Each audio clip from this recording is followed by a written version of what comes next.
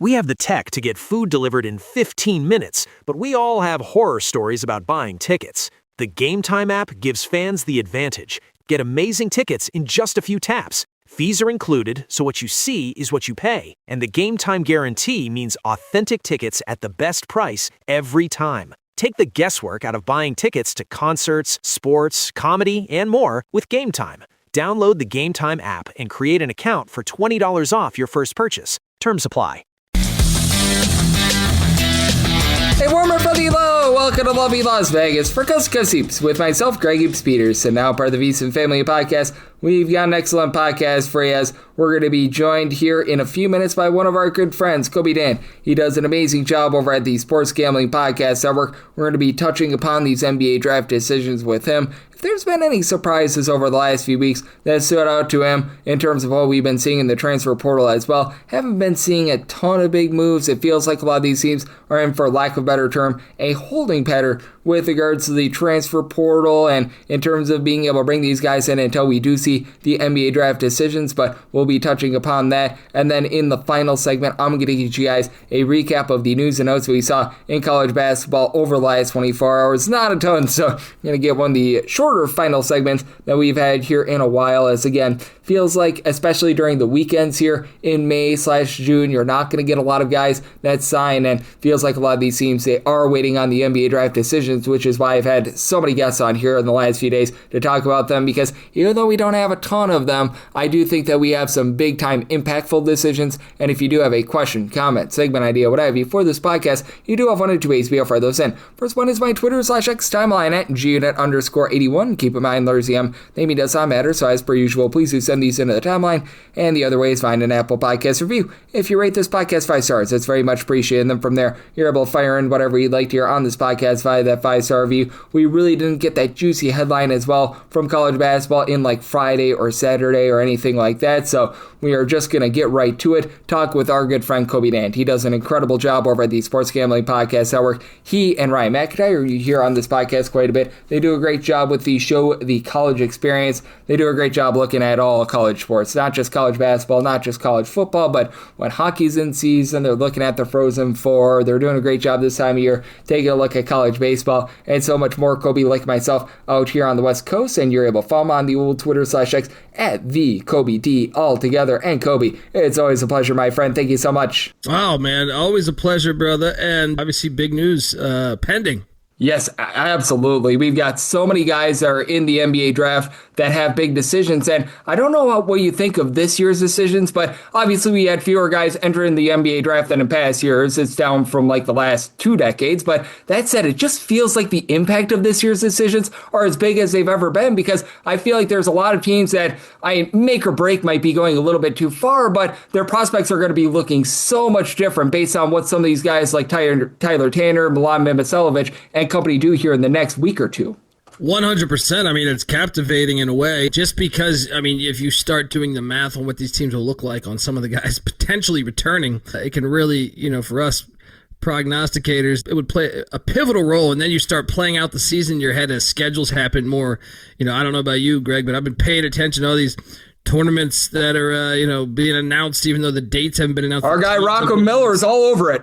Rocco is the man, and yeah, he's all over it, and I'm sitting there penciling which ones can I make it to Palm Springs? Can I go over here to the Charleston Invitational? Can I go to this and this and this? So you really can't get there yet until you know who the rosters are for the most part, and that's why this is such a substantial week. It's captivating, and it's great for the sport. Like you've seen, obviously the Florida Gators bringing back a ton of guys. This is just an interesting time. You saw it in the NFL draft, not to dive into football too much there, but you had several NFL scouts were complaining about the draft being so shallow. Well, this is the way it used to be, in a way, So glad to see this kind of coming to fruition, but I am eager to see, because the NBA, a little different than the NFL with the guaranteed money. Oh, no question about it. And obviously, when it comes to the college basketball landscape and the NBA draft, you want to be drafted like the first 20, because in the NFL draft, if you're drafted in the first 20, you're probably feeling really, really good about yourself. Meanwhile, not so much with regards to college basketball. And I do think that there's quite a few teams that have a lot to gain/lose. And I'm not sure how you take a look at this, Colby, but even though you might not be the best player with regards to a decision to be made, I think perhaps the most meaningful decision is that of Tyler Taylor of Vanderbilt, because I look at where Vanderbilt is going to be with/without him. I really felt like he carried the team last season. We've seen Florida, Tennessee, even Alabama and Arkansas make some great moves here in the offseason, throw in their Texas, and I feel like Vanderbilt really goes down the totem pole without Tanner, and maybe they're not going to be on par with Florida with Tanner, but I feel like their prospects are just so much different with versus without him. I mean, look, I trust Mark Byington regardless, but yes, they are evaluated as severely a different team. I'm curious because one of the things you always try to pay attention to is like, what is the odds on the return? You know what I mean? Like some that are just obvious, but some you're like, well, I think so-and-so, like John Blackwell or something, he's coming back, especially with the Duke thing. But, there's certain ones, and that one is kind of, I think, more the one where I don't really know. How do you feel about, like, right now, if you had to handicap, is he a Commodore next year or not? What would you say? I would go 60% he returns to Vanderbilt, 40% that he does not, because he's been saying that he wants to remain in the draft if at all possible, but didn't necessarily measure out the world's greatest. I think that could ding him a little bit. Yeah, I had it as 50-50. There's not many that I had as 50-50, but I would say he is probably one of the bigger ones. Moreno at Kentucky is an interesting one, just because I haven't seen his name say. I would expect him to be back, but have you heard anything about him? Because I have not heard anything about him. He feels like he's been the Bigfoot of the process. We've all heard of him. We have not really seen too much of him as of right now. I would assume that he's going to be back at Kentucky, and same for Ruben Chenyolu, but both of these guys were relatively solid in terms of scrimmages as well, and you have to wonder how much a process is going to be really mixing and matching these things as well, because I thought Chenyolu for sure was coming back to Florida. I still think he does, but some of these guys like Chenyolu, it feels like he's a riser in the draft, and some of these risers, it gets to be a little bit of a roll of the dice with them.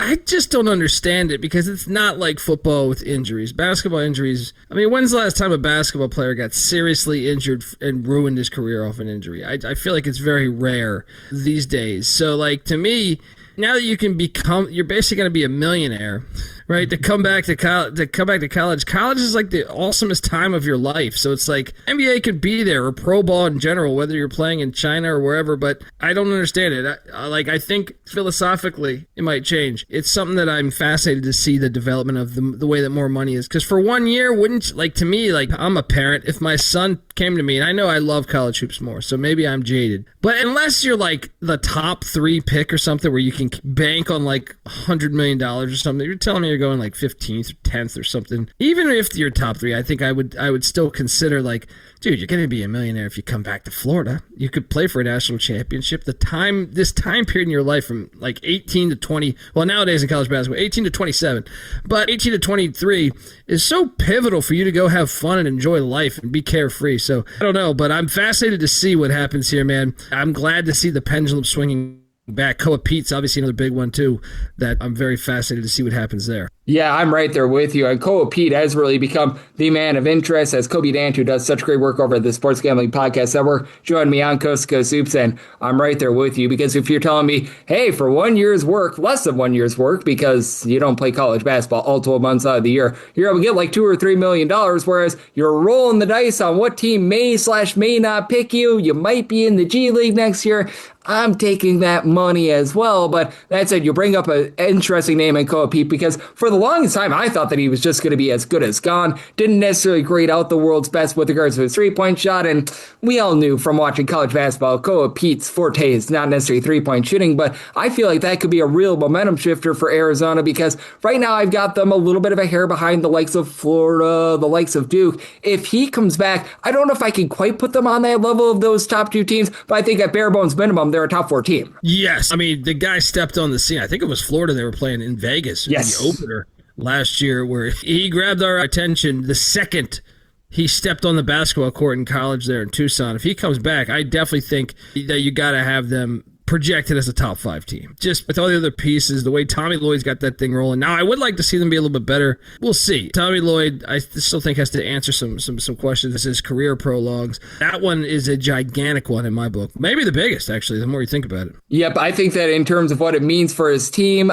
Tyler Tanner's still a little bit bigger for Vanderbilt, but Koa Pete, in terms of what it means for the national landscape, I agree with you there, because I do think that Arizona becomes that top 3, top 4 team once again if he does return to school. And we've talked a lot about the SEC, and I really think that the SEC has the biggest NBA draft decisions right now. One that I feel like goes a little bit under the radar is Malik Thomas, because with Thomas, he was really that number 2 guy over at Arkansas. Darius Acuff was a clear one. I think Thomas can be a 20-point per game scorer if he returns to Arkansas. I think that he can be a guy that bursts on the scene, helps out his draft stock for next year as well. I'm not sure how you feel about this one, but I think that would be big for both he and Arkansas if he comes back, and I think that this is one on the board where it can be one that gets lost on a lot of people just because he was sort of in the shadow of Darius Acuff, but I'm a true believer in what Thomas is able to do. This one, and I think it's huge for Coach Cal there. Like, I think, as much as he likes bringing in these freshmen, and he really hasn't changed his philosophies too much, I think that's been a little bit to his detriment, even though I feel like he's gotten kind of a little bit of a rebirth there in Fayetteville coming from Lexington. But yeah, I think that one's, and Billy Richmond, like both Thomas and Richmond, pretty substantial. You think if both come back and they could just be a little bit more experienced, I think that could be all the difference. What they got Wilkinson in the portal, I really think that probably has been the difference. It's the same way someone had asked me recently about, Duke and Shire, because I think they have the best record over the past 2 years. And I was like, what's been the reason why is it just Shire choking? And I was like, I don't think it's that. I just think they keep playing young in a sport that's getting older, and it's cost them. Sure, that defies choking when you have a double-digit lead in all those games, but to a certain extent with Arkansas, I feel like if they just had a little bit more experience, I think they could be a team to win it all, potentially, year in, year out. So, like, they continually go young. They add a couple guys from the portal here and there, but I still think they're a little too young, in my opinion. But this would be a step in the right direction. Malik Thomas, obviously, I'll throw in Richmond as well, but I think both would be catastrophic for Arkansas coming back next year. Yep, I think that it's massive what they're going to be able to get there. If both of those guys return, I think that they're in pretty good shape. If they don't, they're not going to be dead last in the SEC, but man, it's a little bit of an uphill struggle for them. And I really do feel like the SEC has had one of the most interesting off seasons in all of college basketball. On the flip side, I want to talk to Kobe about that, the rise that they've been able to have over the last few years, and them trying to one-up what they did 2 years ago. Also, what we've seen on the ACC and the Big East here in the off season as well. That's up next, right here on Coach Coach with myself, Grady Peterson. Now, part of the Big East Podcast. We have the tech to get food delivered in 15 minutes, but we all have horror stories about buying tickets. The Game Time app gives fans the advantage. Get amazing tickets in just a few taps. Fees are included, so what you see is what you pay. And the Game Time guarantee means authentic tickets at the best price every time. Take the guesswork out of buying tickets to concerts, sports, comedy, and more with Game Time. Download the Game Time app and create an account for $20 off your first purchase. Terms apply. Side edge this college basketball season? Well, VSiN experts use CBB Analytics, the most comprehensive college basketball analytics platform in the world. See injury impact, on and off data, clutch time performance metrics, first versus second half splits, and so much more. Utilize the promo code of VSiN, that is VSIN, to get $30 off and find your betting edge over at cbbanalytics.com. That is cbbanalytics, all one word.com. For anyone that is new to VSiN, well, I wish you a friendly hello. This is an attention to anyone that is new to VSiN because you're able to get some free stuff with our daily newsletter. It's a great way to catch up on everything that's happening in the sports betting world. It's delivered straight to your inbox every single morning. VSiN's newsletter offers picks, data, strategies for the day's betting menu, and so much more. Sign up for free today over at VSiN.com/newsletter. That's VSIN.com/newsletter, and start receiving your free newsletter tomorrow morning. That is VSIN.com/newsletter. Stay ahead of the game and bet smarter with VSiN. And we're back here, Love You Las Vegas for Coast to Coast Hoops with myself, Greg Hoops Peterson, now part of the VSiN Family Podcast. Always great to be joined by Colby Dant, who does such amazing work over at the Sports Gambling Podcast Network. Follow him on the old Twitter/X at the Colby Dant. We talked about the NBA draft decisions on the first half of this conversation. Now, how about if we dive in a little bit more with a team that I think has been so fascinating here in the offseason, and that would be the SEC. I really do feel like the SEC has been one of the most intriguing conferences here in the offseason. Obviously, Louisville and the ACC, they've been able to make their moves as well, but I like what Texas has done here in the offseason. If Vanderbilt brings back Tanner Thomas, I think that that's going to be big for them, because if Tyler Tanner doesn't come back, that's going to be rough for Vanderbilt. I think that they go down the pecking order just because it feels like most of these teams are getting better, other than perhaps Kentucky and LSU. LSU trying to fill out that roster, and for Kentucky, they are hoping that Milan Mimicevic pulls out the NBA draft and he decides to sign with them, because that's right now their biggest hope of being in the top half of the SEC. But I just look all around this conference, and we know how dominant they were 2 years ago. They weren't bad last year, but took a half a step back. I think that they want to get back to where they were 2 years ago and perhaps even exceed that. Without a doubt, 2 years ago, still one of the more shocking developments, and it was something that me and you, I think, have been Hoops fans for a long time. So it's like SEC was a doormat for a long time, minus Kentucky and Arkansas for a long time there. You know, just go back to the 90s. I just feel like the Pitino Kentucky teams were just rolling everybody unless it was Arkansas and Nolan Richardson. So that renaissance has been great with the SEC. I did think last year they weren't nearly as good as the year prior, but it's hard to stay that good. You're right, though. They have stole the headlines, I would say. Even with, waiting to see if these guys return. Whether it's a positive or a negative, they've stole the headlines. Whether it's Will Wade landing at LSU. I know the roster is quite humorous, as I think he has more coaches than than players currently. But also the negative side of the Kentucky thing. I think that's a fascinating thing. Kentucky, I've been on a couple of local radio stations there, and it's like DEFCON 5 over there for things going on in the sport and them not bringing in top players, and Mark Pope, who's one of their own. So all of that mixed in with what we just mentioned, too, the potential. Florida looks loaded next year. Byington is, I don't even know if resurrected is the right term. I just feel like he's got Vanderbilt playing better than I've ever seen. So on and so on. You could go team by team. Alabama, Arkansas are teams to watch out for. So if everyone returns or majority return, I think you're going to be able to make the argument that they'll be right there toe for toe. I still say the Big 12 was the best to me last year. I know it didn't work out in the NCAA tournament as much, but I don't care. Like, watching it every night, I feel like it was the best conference. But the Big 10 certainly made a statement as well. So you've seen those two power conferences really drive it home the past couple of years. Yep, I'm in total agreement with you there, and I do think that those are the top conferences, but I want to wrap it up with this. It does feel like the Tier 2 conferences have really been able to do a nice job here in the offseason as well, because I've talked up the bottom of the ACC finally getting better. Georgia Tech, Boston College, those teams that have costed the bubble teams NCAA tournament bids because they have been so awful that a loss to them just causes your resume to go down the toilet bowl. I think that that's going to help them out quite a bit. And then with the Big East, a school like Providence going out there, getting in Brian Hodgson, revamping that roster, Xavier, all the moves that they made. Marquette discovering that they can actually utilize the transfer portal and will not get the death penalty for that. That's been nice as well. And I really think that these two conferences, while they might not be on par with the SEC and the Big Ten that we talked about, I really think that they've made some nice moves here in the offseason too. How about DePaul, too? Yes, Magoon Gwath going over there. Oh, my gosh. I think that one, they're going all in, and that's something that I am delighted to see, because in Chicago, that's always been a wonder to me. How have they not been good in so long, since like the early 90s? So Holtman's got DePaul going in the right direction. But, yeah, I mean, look, I still got to see it. Like, I grew up like Big East ACC, mainly ACC, but Big East as well. And those two conferences are near and dear to my heart. I went, they're probably I don't know, like with Stanford and Cal. It's just different than it was before, but I still think there's so many great rivalries and stuff there, like the Virginia and North Carolina Duke and Tobacco Road and everything. So like that one's near and dear to my heart. Last season was a big step in the right direction to me with the hires at Florida State and Miami, Louisville hire 2 years ago. Those were all big ones. Now we'll see if this works out this year. Scott Cross to Georgia Tech is one that I'm still a little weary, but at the same time, I don't think he could do worse than what Damon Stoudemire was doing. So in that capacity, you should be good. But Capel's still coming back to Pitt. Jerry Mack at Syracuse has my attention. I know the NIL stepped up over there, so I think they're bound to be much better. But Cross, Capel, I'm still a little weary of those. NC State's got a little shell-shocked, I think, from the Will Wade experience. So I still think there's some questions in the ACC as much as I want it to be among the top. But how about Odom hitting the ground running there at Virginia as well?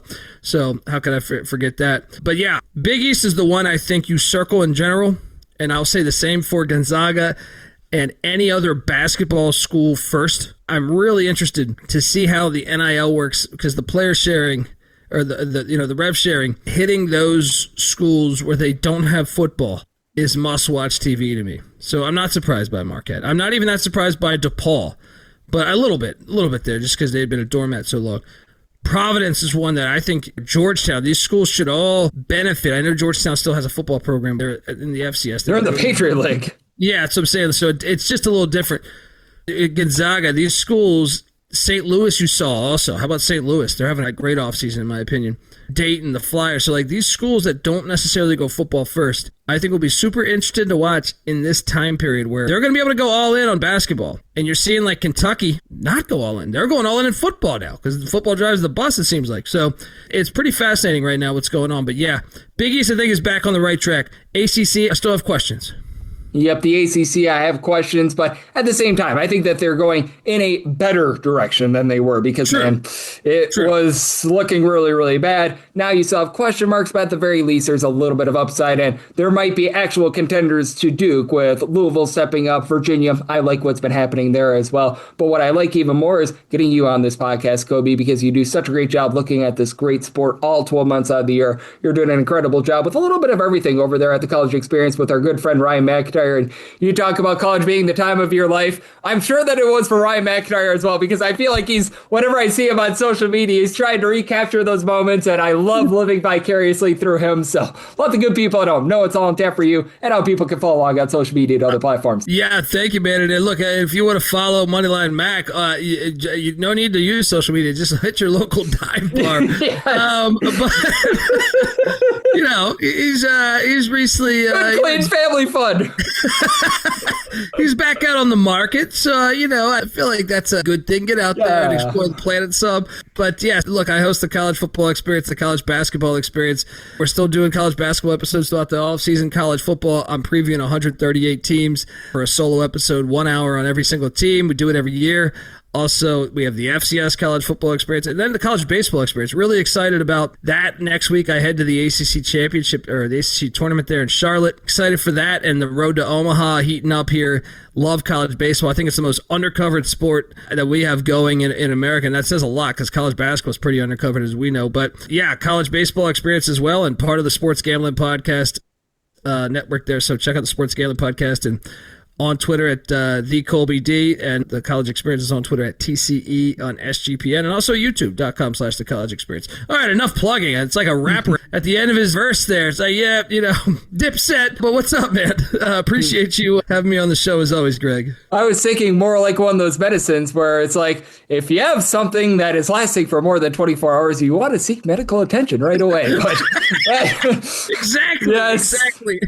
But I absolutely love it because you deserve all the plugs, because our good friend Colby, he's a hardworking man. He does an amazing job looking at college basketball and everything in the college sports landscape, and every single time he joins me, he makes us smarter. So big thanks, Colby, for joining me on Coast to Coast Hoops, now part of the VSiN Family Podcast. Coming next, let's get you guys a recap of the news and notes we saw in college basketball on Saturday. We have the tech to get food delivered in 15 minutes, but we all have horror stories about buying tickets. The Game Time app gives fans the advantage. Get amazing tickets in just a few taps. Fees are included, so what you see is what you pay. And the Game Time guarantee means authentic tickets at the best price every time. Take the guesswork out of buying tickets to concerts, sports, comedy, and more with Game Time. Download the Game Time app and create an account for $20 off your first purchase. Terms apply. And we're back here in lovely Las Vegas for Coast to Coast Hoops with myself, Greg Peters, and now part of the VSiN Family Podcast. It's always great to be joined by Colby Dant, who does such an incredible job over at the Sports Gambling Podcast. Now we're looking at this great game of college basketball all 12 months out of the year. Every single time he joins me, lends such great insights, did so once again today. So big thanks to Colby for joining me in the last segment. Now it is that time of the podcast. I give you a recap of the news and notes we saw in college basketball over the last 24 hours. For Northwestern, this feels like it's a depth piece, and for Northwestern, it feels like like they brought in a lot of good role guys here in the offseason. They don't necessarily have that main guy, though. It's Ryan Solis. He was over at Columbia last year. 6'10" big man that should be able to help out a little bit more defensively. 6 points, 4.5 boards, was able to give the team about a block per contest. He decides that he's going to be heading on over to Northwestern. Again, if Northwestern is going to be, shall we say, hitching their wagon to Ryan Solis being a big man that just absolutely dominates for this team, I think that they've got another thing coming, and losing Nick Martinelli from a season ago, that's going to be really rough for them as well. Have to wonder really what they're going to be able to do with this roster, because Ellie Pratt has the upside of being a scorer. And Colin Smith began his career at Vanderbilt. He was solid over at UC Santa Barbara at 6'8". He's able to pop it a little bit from 3. Jack Karzinski was a solid scorer, but that was over at Bellarmine. And now you've got like Luke McKeldin, Oku Frederico, who were solid low post players at a much lower level. None of these guys were really dominant rebounders, so been a very underwhelming offseason here, in my opinion, for Northwestern. Obviously, the academic standards, those are a little bit rough as well, but just wish that we would see this team do perhaps a little bit more. You've got Joseph Scott. He was over at Abilene Christian last year, and great Scott, he has decided that he is heading on over to Alabama State. And for Alabama State, I mean, it's been a team that's been able to do a relatively solid job over the last few seasons. And for Joseph Scott, I think that he's going to do a nice job in terms of giving this team just a little bit more oomph in terms of being able to generate turnovers, with them being over at Abilene Christian last season. He was averaging for the team about 4.5 points, 3.7 rebounds per game. He wasn't a massive guy in terms of generating turnovers, but at 6'9", he's going to help out an Alabama State team that they've been one of the better low post teams in the SWAC over the last few seasons. They're one of the few teams that really prioritize it. They also have quite a few other interesting pieces that are coming over as well. Noah Benny, he was a part of that Sam Houston State team where the whole is greater than some of its parts. They've got Michael James, who is really the top player for Mississippi Valley State, and Amari Brown, nice score from Southern Indiana coming in. It feels like Alabama State is going to be looking to press a little bit more with regards to generating turnovers. Isaiah Behringer should be able to help them out a little bit down low as well, coming over from Texas State. So I really like what Alabama State here has been able to do. And for Alabama State, I do think that a guy that is just a very underrated coach in general is Tony Madlock. When he had his son TJ, obviously they were in peak form and made the NCAA tournament there. Was a little bit of a down year from last year. I feel like they've done a really good job in terms of revamping, and I'd be surprised if they're not towards that top 4 or top 5 of the SWAC this season with all the moves that they've been making. You've got an international man of mystery heading on over to Texas. Mateus Lakaisis, hopefully I got that correct. He commits to Texas. He's a gentleman that comes over from, if I'm not mistaken, Lithuania. He played over at the FIBA level. According to Jonathan Gavoni, at 6'4", he does a little bit of everything.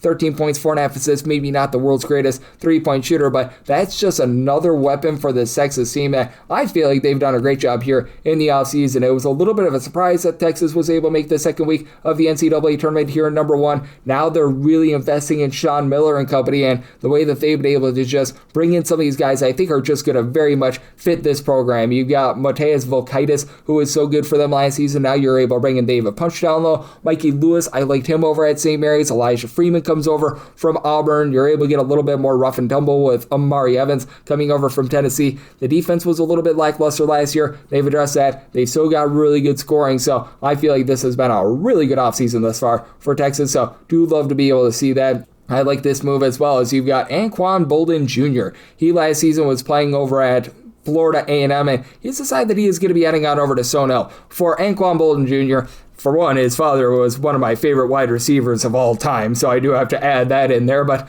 that said, he's just a guy that has been able to be a nice mixer and shaker in the backcourt. I feel like he should try to become maybe a little bit more of a facilitator, because he just doesn't have the three-point shooting to be an off-the-ball scorer. Like for his career, right now he shoots only about 27% from three-point range. That's been a little bit, shall we say, touch and go. He's able to have active hands. He's typically generating about a turnover per game, a steal per game. He's able to give you about 3 or so rebounds per contest, but at 6'4", he just has never really been able to find that shot. He should be able to help out a Sonel team that they're a little bit more of a defense-oriented team. They're not really going to be absolutely running it and gunning it. They lose much of their backcourt from a season ago, and bringing in someone like Devin Arlington from Yale, that gives them quite a bit of depth in the backcourt. Felipe Patino, who comes over from Southern Miss, I think that these guys are going to be pretty solid as well. So I like the moves that Sonel have made, and I think Anquan Bolden Jr. is going to be able to be solid for this team. At the same time, I would like to see him do a little bit more facilitating, because Sonel, they had a very difficult time in terms of taking care of the ball last season as well. So that would both help them out and that would help him out as well. And then you saw Marquette go the international route as well. Colton Crowdis, hopefully I got that correct. He has decided that he is going to be heading on over to Marquette. He's like a top 250 recruit, a guy that is able to give you a little bit of three-point shooting. And for Marquette, I mean, ding dong, the witch is dead. They finally brought in a few guys via the transfer portal. Obviously, they're going to be bringing back much of that roster from a season ago as well. A little bit less than what we've seen in the past. They had a guy or two like Zayd Lowery decide that he was not going to be just returning to the program after first semester last year, and you lose Chase Ross, but Nigel James is a really nice piece to be able to build around. So for Marquette, I do think that they're doing a solid job in terms of just looking themselves in the mirror, being able to get better here in the offseason. They've actually brought in a few transfers. They've went a little bit of the international route. So for Marquette, they're looking in different places than they have in the past for talent, and I think that they've done a great job in terms of being able to find it. Cole Farrell, he was over at Long Beach State this last season, and he was a solid player, about 6.5 points per game. He saw his three-point shooting dip from when he was over at Portland State. He was only shooting 27.5% last season, but he's decided that he is going to be going to Niagara. For Niagara, it was just a mismatch last season. They were returning absolutely nobody, and not that they've got the world's greatest retention this year, but at the very least, they've got a few building blocks. You bring in Trey Blackshear, who is solid over at Youngstown State last season. They also, over the last 48 or so hours, brought in Vukasin Tordvik, who is a little bit of a 6'5" combo player over at UW Green Bay, so they're landing some prospects now. With Greg Paulus, I truly think that he's a good coach, and with an average roster, he'd really be able to do some things with it. He had a much worse than average roster over the last few seasons, so now that they've got a few pieces, let's see what they're able to do with them, and let's see what we're able to do here the rest of the offseason, because it's my job to get you set for what I think is going to be the best college basketball season ever. If you do like sharing from this fine podcast, Coast to Coast Hoops, you're able to subscribe wherever you get your podcasts, Apple Podcasts, Google Play, Spotify, Stitcher, and TuneIn. If you have a question, comment, segment idea, what have you for this podcast, you have one or two ways we offer those in. First one is my Twitter/X timeline at @GUnit_81. Keep in mind, letters EM, they mean does not matter, so as per usual, please send these into the timeline. And the other way, that's fine, an Apple Podcast review. And if you rate this podcast 5 stars, it's very much appreciated. From there, you're able to fire in whatever you'd like to hear on this podcast via that 5-star review. Big thanks to Colby Dant of the Sports Gambling Podcast Network for joining me in segment number 2. And I'm with you guys every single day on this podcast, give you picks and analysis on every game every day when we get in season. And here in the off season, you're going to get a specialized conference preview podcast for all 33 conferences once these rosters get set. So you can look forward to that, and I'll be back with you once again tomorrow. Thank you. We have the tech to get food delivered in 15 minutes, but we all have horror stories about buying tickets. The Game Time app gives fans the advantage. Get amazing tickets in just a few taps. Fees are included, so what you see is what you pay. And the Game Time guarantee means authentic tickets at the best price every time. Take the guesswork out of buying tickets to concerts, sports, comedy, and more with Game Time. Download the Game Time app and create an account for $20 off your first purchase. Terms apply.